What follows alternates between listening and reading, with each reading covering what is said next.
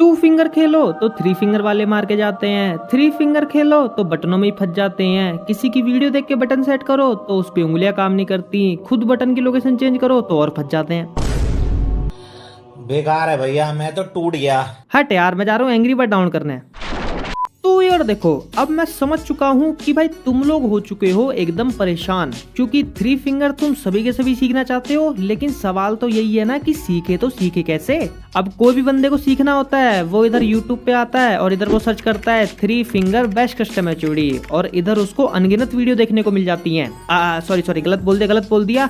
YouTube पे नहीं, हर एक चैनल में मिलती है उसको अनगिनत video. Top 3 best three finger HOD, top 5 best three finger custom HOD, top 7 best three finger HOD, top 500 best custom HOD. मतलब हर एक चैनल पे 1000 वीडियो पड़ी है इस टॉपिक पे। इतने तो भाई फ्री फायर में प्लेयर पैदा नहीं हुए जितनों की इन्होंने कस्टम एचओडी बता दी वीडियो में। और वीडियो के अंदर होता भी कुछ नहीं है, बस किन्हीं भी 3-4 चिंकू मिंकू टिंकू का 30 सेकंड का गेम प्ले दिखा के उसकी कस्टम एचडी का स्क्रीनशॉट चिपका देंगे और हो गई वीडियो खत्म। चलो निकलो, टाटा बाय बाय।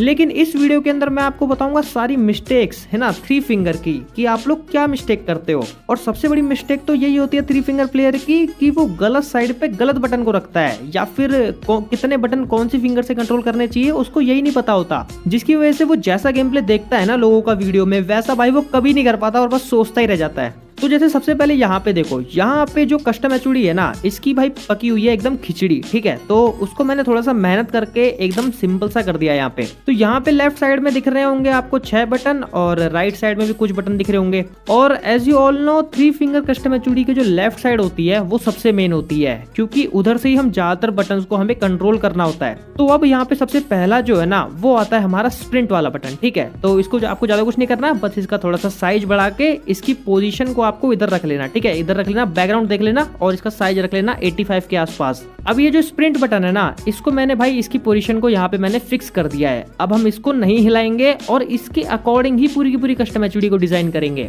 अब स्प्रिंट बटन जो है वो सबसे पहले हमारे वेपन स्विच बटन को अफेक्ट करता है। मतलब ये है कि जब हमें किसी बंदे को वन टैप मार के स्विच रन करना होता है, तो हम पहले फायर करने के बाद स्विच बटन दबाते हैं, उसके बाद रन बटन दबाते हैं। तो अगर स्विच बटन को आप अगर उसी पार्ट में रख दोगे जिस पार्ट में स्प्रिंट बटन रखा हुआ है, तो फिर तो आपका स्विच रन करने में ना एक टाइम गैप आ जाएगा। मीन्स आप फास्ट स्विच वन टैप नहीं मार पाओगे कभी भी, ठीक है। और स्विच रन फास्ट नहीं कर पाओगे, जैसा कि आपको यहाँ पे दिख ही रहा होगा, क्योंकि इधर जो मेरे दोनों बटन है ना, मुझे उनको दोनों को एक ही फिंगर से प्रेस करना पड़ रहा है। इसीलिए स्विच बटन को आपको कभी भी स्प्रिंट वाले बटन वाले पार्ट में नहीं रखना है, ठीक है। आपको स्विच बटन को इधर रखना है, जिससे कि आप फास्ट स्विच वन टैप मार पाओगे। बिल्कुल भी टाइम गैप बीच में नहीं आएगा, ठीक है। स्विच और रन के बीच में कुछ भी टाइम गैप नहीं आएगा, डायरेक्ट फास्ट लगेगा, ठीक है। तो इस बात का जरूर ध्यान रखना। अब बात करते हैं जंप बटन की। तो जंप बटन जो होता है ना, वो भाई कस्टम एचओडी में आप उसको इधर नीचे भी रख सकते हो और उसको ऊपर भी रख सकते हो। और अगर मेरी मानो तो अगर आप भाई एकदम बिगनर हो तो भाई आपको ऊपर से बेस्ट तो आपको कोई लोकेशन रहेगी ही नहीं, ठीक है। और राइट स्टार भी पहले भाई ऊपर रख के ही, मतलब राइट स्टार की कस्टम एचओडी देखोगे पहले की, जब वो थ्री फिंगर में खेलता था तो वो भी भाई ऊपर रख के ही खेलता था अपने जंप वाले बटन को। क्योंकि जंप वाले बटन को ऊपर रखने से ना हमारा क्या होता है, हमारी जो थर्ड फिंगर होती है एक तो वो जल्दी से एक्टिवेट हो जाती है, ठीक है। क्योंकि हमें एक मैच में ज्यादा बार उस पर क्लिक करना होता है, जिससे कि जल्दी जल्दी प्रैक्टिस हो जाती है मेरे थर्ड फिंगर को उधर क्लिक करने की। और प्लस काफी ज्यादा आपकी आसान हो जाती है कस्टम एचओडी, ठीक है। तो आप अपने जंप बटन को उधर ही रख लेना। अब बात करते हैं हम क्राउच बटन की और ग्लू वॉल वाले बटन की। तो जैसा भी मैंने आपको बताया था कि स्प्रिंट बटन और वेपन स्विच बटन को एक ही पार्ट में रखोगे तो फंस जाओगे, ठीक है। मतलब एक टाइम गैप आ जाएगा। वैसे ही ये जो क्राउच बटन और ग्लू वॉल वाला बटन है ना, इसको भी आप एक पार्ट में नहीं रख सकते कभी भी। मतलब अगर आपने अपने ग्लू वॉल वाले बटन को इस पार्ट में रखा है, तो आपका क्राउच बटन इस पार्ट में तो बिल्कुल भी नहीं हो सकता। अगर उसको रखना है तो या तो उसको ऊपर रखो, और ऊपर भी सुटेबल नहीं है तो उसको भाई जो आपका ड्रैग फायर बटन है उसके बगल में रखो। और मेरी मानो तो भाई आप लोग ड्रैग फायर बटन के बगल में ही रखना हमेशा अपने क्राउच वाले बटन को, ठीक है। और थोड़ा सा चुपका के रखना अपने क्राउच वाले बटन को उससे। और इन दोनों को मैंने अलग अलग पार्ट में रखने के लिए इसलिए बोला है, क्योंकि जस्ट सपोज मान लो कि आपको लगानी है सिटअप ग्लू वॉल, तो आप क्या करोगे कि पहले आप ड्रैग फायर बटन से ऊपर फायर करोगे, उसके बाद क्राउच बटन पे क्लिक करोगे, उसके बाद ग्लू वॉल निकाल के ग्लू वॉल को लगा दोगे। लेकिन अगर यहीं पे जो क्राउच बटन है अगर वो उसी पार्ट में होता जिस पार्ट में एक ग्लू वॉल वाला बटन रखा हुआ है, तो आपको दोनों को भाई थंब से ही कंट्रोल करना पड़ता, मतलब ग्लू वॉल भी निकालनी पड़ती और बैठना भी उसी थंब से पड़ता, जिससे कि दोबारा से एक टाइम गैप आ जाता दोनों, मतलब दोबारा से एक टाइम गैप आ जाता सिटअप ग्लू वॉल लगाने में। तो इसीलिए इन दोनों को भी भाई दुश्मन बना दो, इन दोनों को भी अलग अलग पार्ट में रखना कस्टम है चूड़ी के। और ये जो ड्रैग फायर बटन के बगल वाला पार्ट है ना, ये सबसे बेस्ट है इस क्राउच बटन के लिए, तो इसको इधर ही रखना। और भाई आप लोग बढ़िया तरीके से ये जो सिटअप ग्लू वॉल होती है इसको आप लोग बहुत फास्ट लगा पाओगे, आप लोग करके देखना। अब बात करते हैं अपने एक और सबसे मेन बटन की, जिसका नाम है भाई लेफ्ट फायर बटन।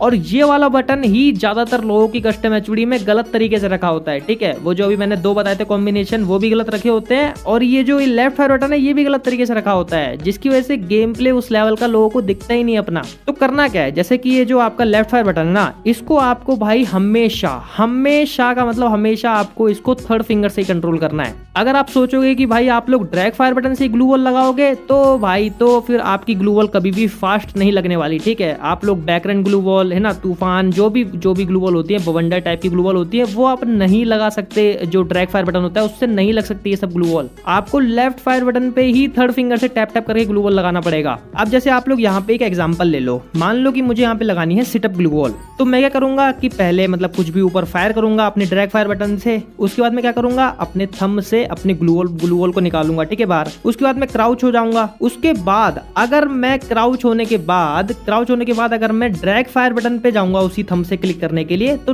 टाइम नहीं लग जाएगा, टाइम लगेगा ना। इसीलिए अगर मैं ऊपर से थर्ड फिंगर से अगर मैं लेफ्ट फायर बटन को क्लिक कर दूंगा तो कितनी जल्दी ग्लू वॉल लग जाएगी, है ना। आप लोग खुद सोच के देखो, मतलब खट से ग्लू वॉल लग जाएगी, आपको पता भी नहीं चलेगा, बहुत भाई फास्ट ग्लू वॉल लगेगी। तो इसीलिए आपको हमेशा लेफ्ट फायर बटन को हमेशा थर्ड फिंगर से कंट्रोल करना है। और ये जो आपका स्कोप वाला बटन है ना, इसको तो मैंने अपनी एक और वीडियो के अंदर बताया था कि आपको इसको भाई ये जो स्विच बटन होता है ना, इसी के ऊपर रख लेना।